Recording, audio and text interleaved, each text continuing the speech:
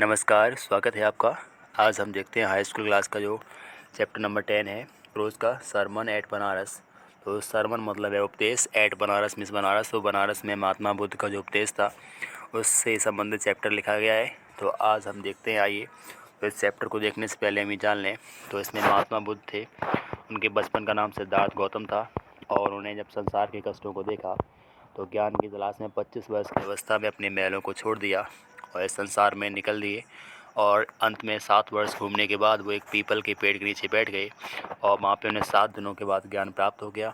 जब उन्हें ज्ञान प्राप्त हो गया तो उन्होंने उस पेड़ का नाम बोधि वृक्ष रख दिया और उन्हें खुद बुद्ध कहा गया और उन्हें लोगों को उपदेश देना प्रारंभ कर दिया। तो आइए चैप्टर को देखते हैं।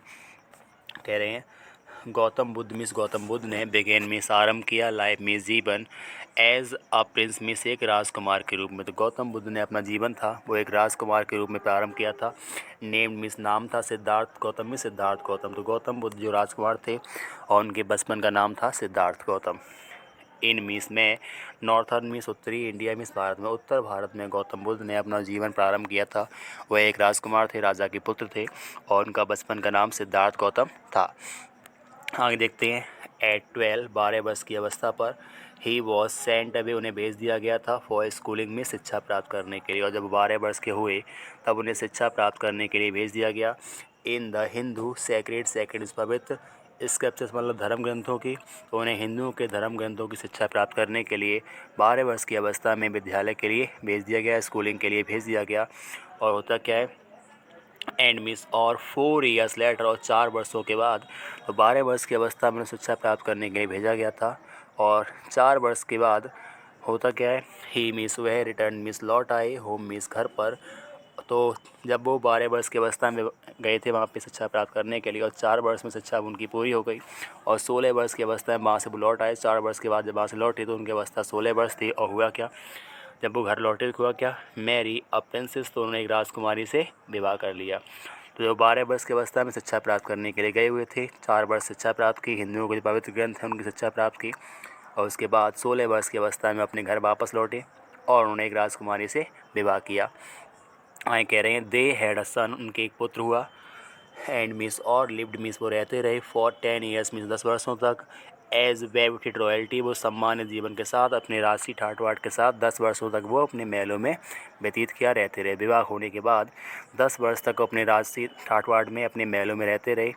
अब क्या होता है, एट अबाउट मीन्स लगभग द एज ऑफ 25, लगभग 25 वर्ष की उम्र पर क्या होता है, द प्रिंस में जो राजकुमार हैं, हेयर टोटर फॉर शील्डेड, तो here to for shielded from the suffering of the world, उन्होंने संसार के सफरिंग्स को, कष्टों को देखा।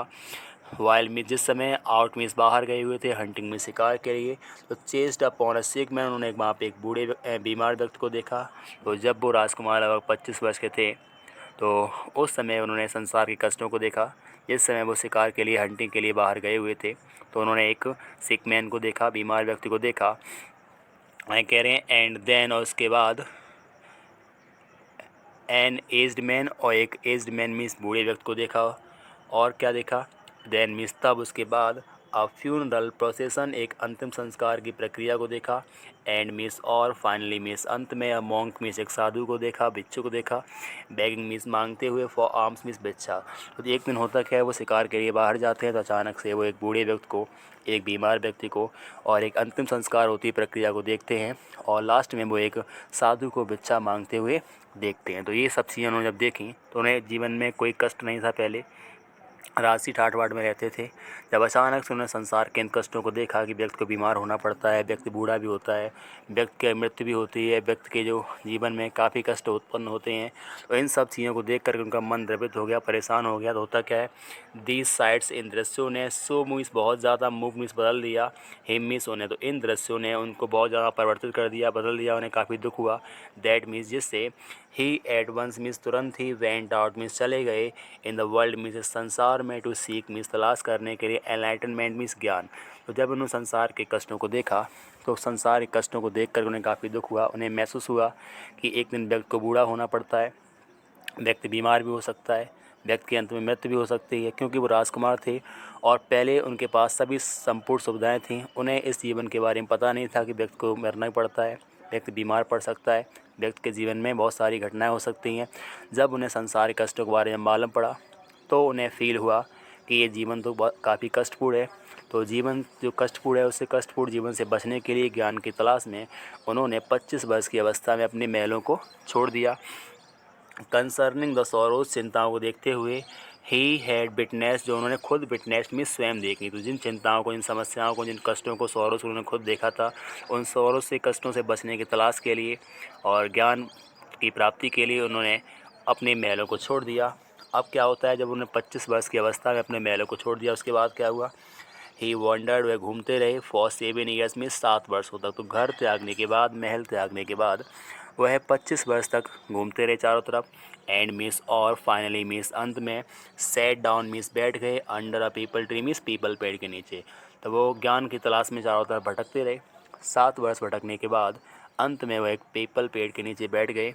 वेयर मिस, जहाँ पर ही मिस, उन्होंने वोड मिस, प्रतिज्ञा की, तो स्टे मिस, रुके रहने की। और पीपल के पेड़ नीचे जब वो बैठ गए तब उन्होंने वहाँ पे प्रतिज्ञा ली, वचन लिया, किस बात का, स्टे मिस, रुके रहने का। अनटिल मीन्स, जब तक, एनलाइटमेंट मीन्स ज्ञान, और केम मीन्स आ जाए, जब तक ज्ञान उत्पन्न ना हो जाए, ज्ञान की प्राप्ति ना हो जाए, तब तक उसी पेड़ के नीचे बैठे रहने की उन्होंने प्रतिज्ञा की। तो होता क्या है, वो संपूर्ण संसार के कष्टों को जब देखते हैं, बीमार व्यक्ति को, दुखी व्यक्तियों को, तो उनको देखकर कष्ट होता है। तो ज्ञान की तलाश में अपने महल को छोड़ देते हैं और 7 वर्ष भटकने के बाद वो अंत में एक पीपल पेड़ के नीचे आकर बैठ जाते हैं। उन्होंने वहाँ प्रतिज्ञा की कि जब तक मुझे ज्ञान की प्राप्ति नहीं हो जाएगी, हम इस पेड़ से बिल्कुल बैठ के नहीं जाने वाले हैं। होता क्या है, एनलाइटेंड मीन्स ज्ञान प्राप्त हो गया आफ्टर 7 ईयर में, आफ्टर 7 मीन्स 7 डेज मीन्स दिनों के बाद, और उन्हें वहाँ पे पेड़ के नीचे बैठे हुए 7 दिन हो गए हैं, और 7 दिन के बाद उन्हें ज्ञान की प्राप्ति हुई। उनके अंदर समझदारी, मैच्योरिटी, उनके अंदर संसार की समस्याओं से बचने का तरीका या बुद्धिमानी जो उन्हें प्राप्त हो गई।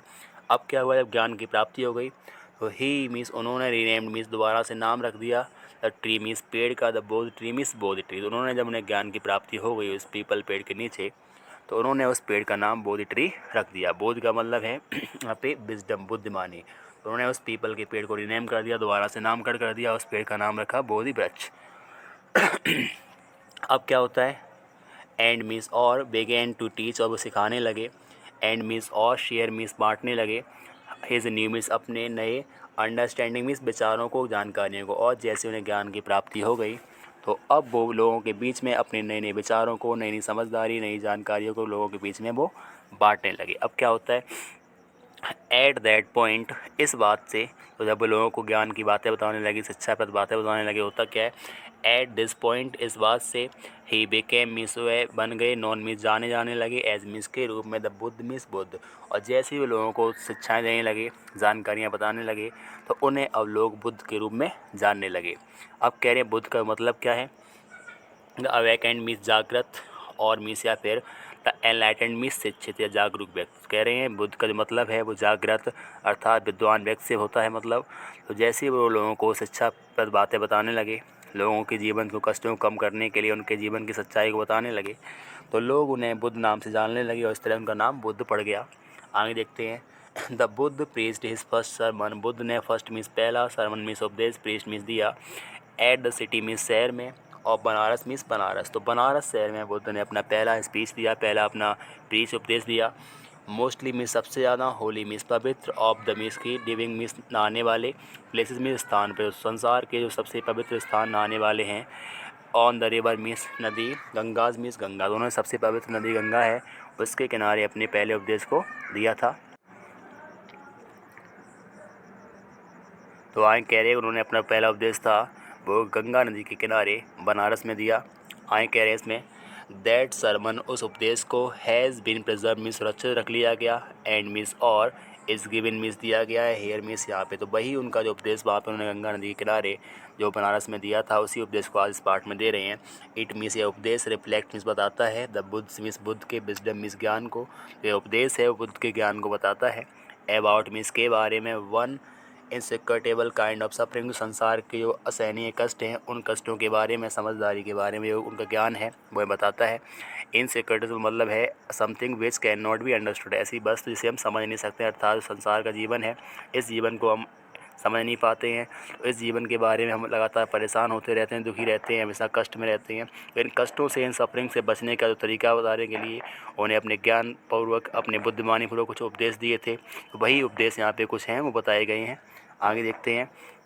अब कहानी स्टार्ट होती है यहाँ पे। किस्सा Gautami had an only son, एक महिला है किस्सा गौतमी, उसके मात्र एक सन था, एक पुत्र था।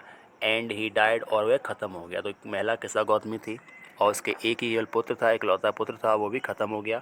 अब क्या होता है, इन हर ग्रीफ, अपने दुख में, सी मिस वे कैरीड मिस ले आती है, द डेड मिस मरे हुए, चाइल्ड मिस बच्चे को, to all her neighbours miss अपने पड़ोसियों के पास। तो होता क्या, उसका पुत्र एक था वो भी ख़त्म हो गया।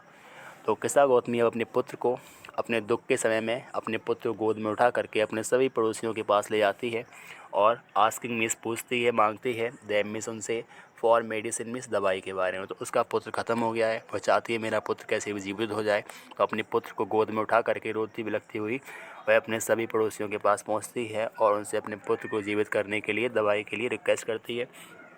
एंड द पीपल सेड, और लोगों ने कहा, सी हैज़ लॉस्ट हर सेंसेस, और लोगों ने कहा ये अपनी सेंस, समझदारी खो चुकी है, अर्थात ये महिला बिल्कुल पूर्ण रूप से पागल हो चुकी है, इसके अंदर कोई सेंस, समझदारी बची नहीं है, क्योंकि द बॉय इज़ डेड, कि लड़का है वो ख़त्म हो चुका। जैसे ही महिला अपने पुत्र को उठा करके अपने पड़ोसियों के पास जाती है, दवाई पूछती है, तो लोग कहते हैं ये महिला अपने आप में पूर्ण रूप से पागल हो चुकी है, क्योंकि पुत्र इसका ख़त्म हो चुका है और मरने वाले कभी जीवित कोई नहीं कर सकता है।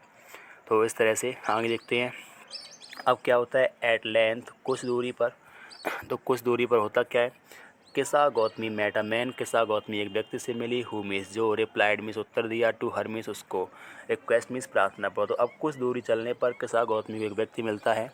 जब किस्सा गौतमी उसे रिक्वेस्ट करती है, दवाई पूछती है, तो उस व्यक्ति ने उत्तर दिया, क्या कहा, आई कैन नॉट गिव, मैं तुम्हें नहीं दे सकता हूँ, दी मीन्स तुम्हें, मेडिसिन मीन्स दवाई, फॉर मीन्स के लिए, दाई मीन्स तुम्हारे, चाइल्ड मीन्स बच्चे के लिए, कि मैं तुम्हारे बच्चे के लिए दवाई नहीं दे सकता हूँ। तो जो दाऊ, दी, दाई, दाइन है, तो पहले हम यूज़ करते थे ये, तो अब वो यूज़ में है नहीं। तो यहाँ पे जो दी लिखा है वो यू सेंस में है, ऑब्जेक्टिव केस में है, और जो दाई लिखा है वो पजेसिव एडजेक्टिव के रूप में है, जो कि अब प्रयोग में नहीं होता है।